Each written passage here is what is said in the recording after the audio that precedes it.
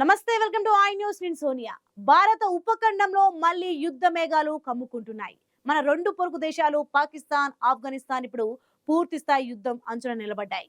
దక్షిణ ఆసియాను అస్థిరపరిచే ఈ మహాఘర్షణకు తెరలేపే చివరి ప్రయత్నం ఈ రోజు టర్కీలోని ఇస్తాంబుల్లో జరగబోతోంది. ఒకవేళ ఈ చర్చలు విఫలమైతే పాక్ రక్షణ మంత్రి ఖ్వాజా ఆసిస్ ప్రకటించినట్లుగా బహిరంగ యుద్ధ ప్రకటన జరగవచ్చు. ఇంతకీ ఈ రెండు పొరుగువారు దేనికోసం పోరాడుతున్నారు? పాకిస్తాన్ ప్రధానంగా అడుగుతున్న ఆ 5 డిమాండ్లేంటి?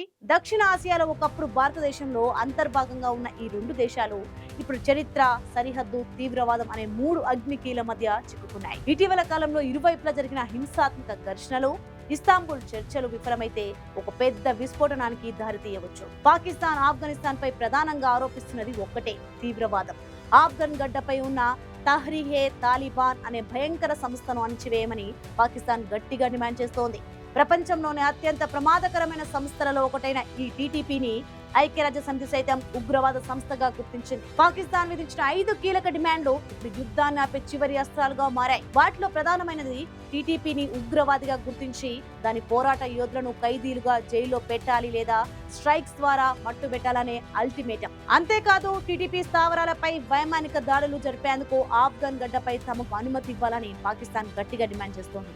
ఈ నెల మొదట్లో కాబుల్లోని కొన్ని లక్ష్యాలపై పాక్ ఇప్పటికే దాడులు చేసింది కూడా.